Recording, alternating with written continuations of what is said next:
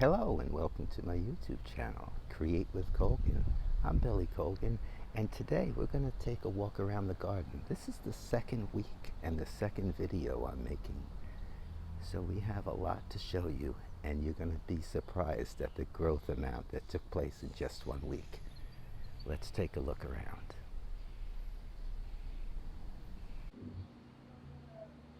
Okay, let's do a little panoramic view here.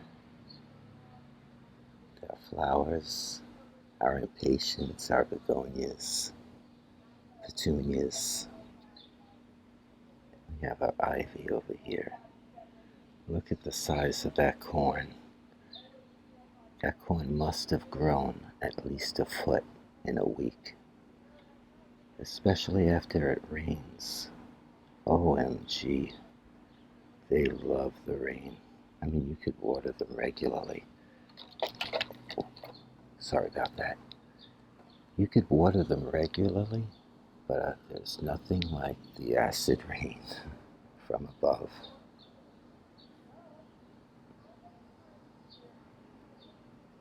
One little helpful tip, when you're gardening on blacktop, make sure, if you notice, the plants are all raised off the ground because that blacktop gets extremely hot in the summertime and you don't want to burn up your root system.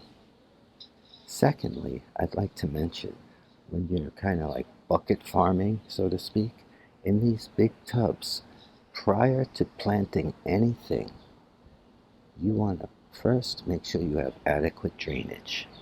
By that I mean numerous holes at the bottom, and after you put numerous holes, you want to add rocks, a layer of rocks before you put any soil there. Some people also throw some peat moss down, and put the soil. You have to start off with proper drainage. You don't want root rot. No root rot here. So there's two things. Keep your plants off the hot blacktop, and make sure you have adequate spacing as well. If you look closely, in these big tubs, there's only one plant of corn and basically one huge tomato plant. Give your plants adequate space. Don't overcrowd them just because the plants come 4 in a pack. Make sure you have at least 18 inches of soil or more. Try to simulate the ground condition. And give yourself enough space for those roots to take in.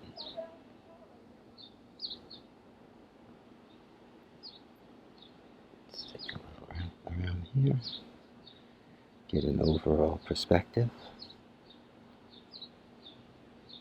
It's a lot of fun and very fulfilling to watch your plants grow. If everyone who gardens knows exactly what I'm talking about. Let's come back over here, right in front. These are our bush beans, and they're amazing. 1 week, I can't imagine what 1 month will bring. That took off. And if you look closely, the white flowers are starting to pop up. You know what that flower means. You'll be yielding fruit and vegetables very shortly.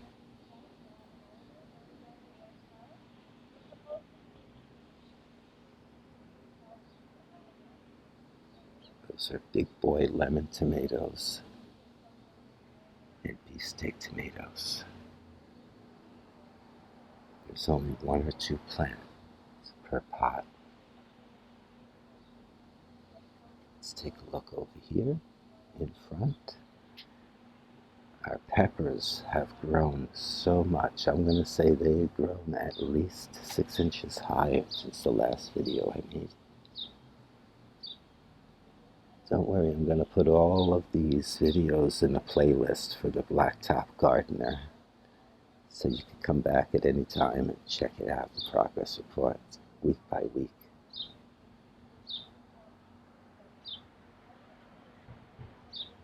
Let's see our pepper plants and our basil over here.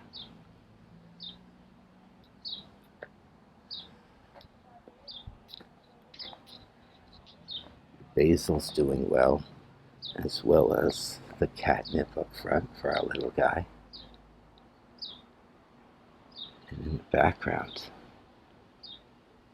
you can see the cucumbers are climbing up the trellis. Let's get a little better look if we can zoom in back there.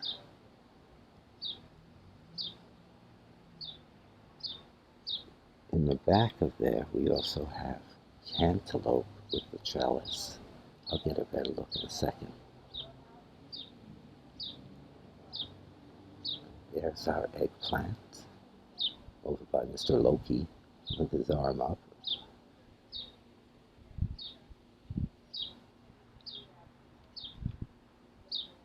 And have you ever seen little tomato plants growing out of the ground and you ever want to rescue them?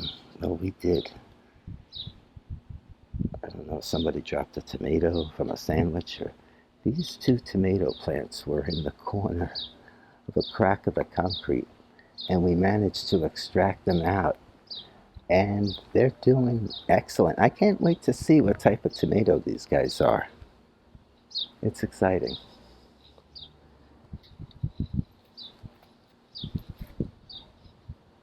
I must say they're doing really well too. It looks like they may be an heirloom type. They have that funky tomato leaf. Wow, look how high the sriracha peppers got. I love hot peppers. Something about it. The hotter, the better. We had habanero peppers one year. Oh boy. I think that's one of the hottest peppers on the planet. I found out the hard way. Wow.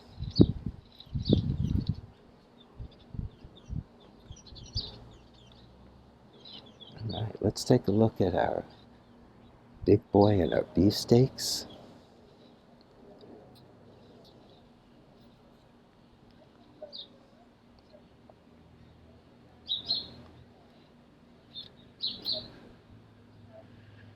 We're giving you the drone view over here. What's up, Hulkster? There's the eggplants.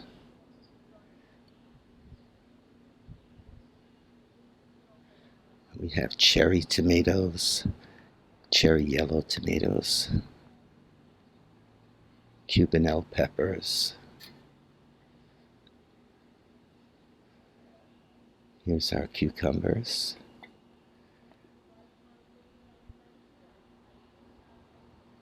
And our orange Carolinas. We have so many different colored tomatoes. We have orange, red, yellow. And the heirloom tomatoes, they kind of have a color of their own. It's very interesting. I can't wait to take pictures. I forgot to mention last video that we love to grow peanuts. These are peanuts. They do extremely well in the heat. I figure that makes sense, coming from Georgia plantations. Did you know peanuts grow underground? It's silly, but I didn't until I started growing them. And they're delicious. Here's our vinca vine. I'll tell you, if you're going to plant some vinca, this thing just takes over. And you know what? That comes back every year. We love it. It has a flower basket for itself, practically, along with the marigolds and our eucalyptus. He's very delicate. We take him in on harsh weather days, and in the winter we also bring him in. He's 2 years old, this eucalyptus plant.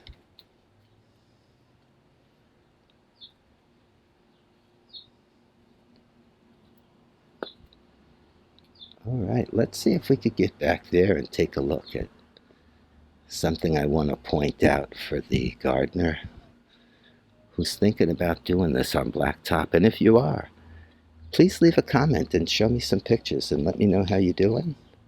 And while you're at it, hit the like and subscribe button.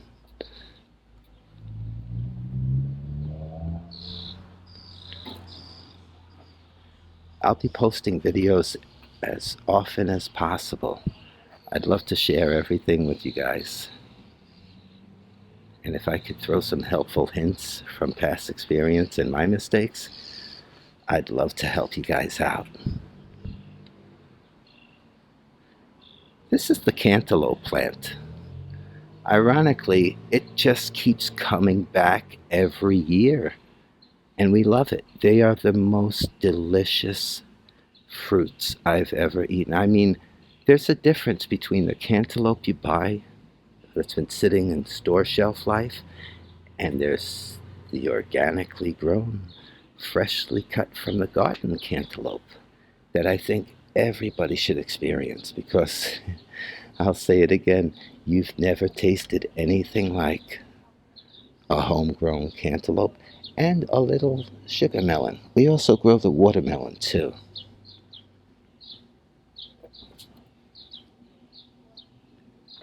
I also want to point out it's very important when gardening to compost. Compost everything. Did you know that you could even compost laundry lint? It's a fact. Everything we have, we throw out. The banana peels and cardboard. We throw out grass cuttings, leaf. What you're doing is you're applying the nitrogen with the scraps of banana peels and tomatoes and lettuce, whatever food bits you have. And then you're adding the carbon with the dried leaves and the grass cuts, the natural clippings from your garden, etc. And you mix it up and it actually cooks. So you'll be cooking compost. And the good thing is about compost, everything from the garden goes right back in. All the nutrients that came out get recycled. So that's a good thing to have. Get yourself a compost bin. It's very part of the gardening experience. And it's very beneficial. As you can see, our plants do pretty well in comparison to the neighbors, and our secret is the compost. That's why we hide it over here in the corner. Shh. Only kidding. Okay.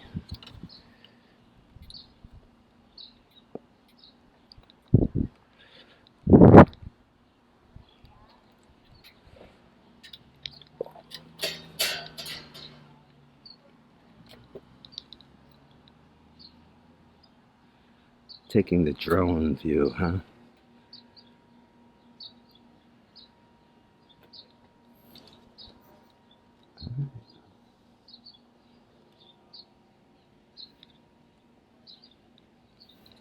Here's our mints.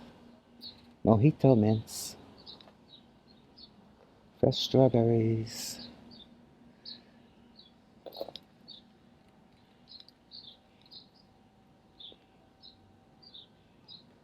Greek oregano.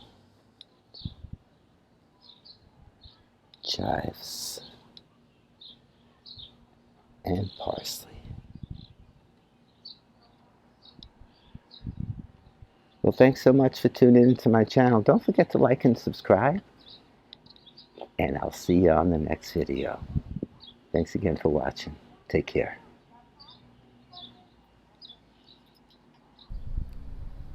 Okay, the first section is our herb section, where we have the Italian and parsley. We have the Greek oregano, our strawberries over there, and our chives and our assorted flowers. It's nice to come out in the morning and grab some chives and cream cheese, and in the evening when we're making our sauce, grab some oregano, some parsley, and we have some thyme also as well. Nothing like fresh herbs in the garden.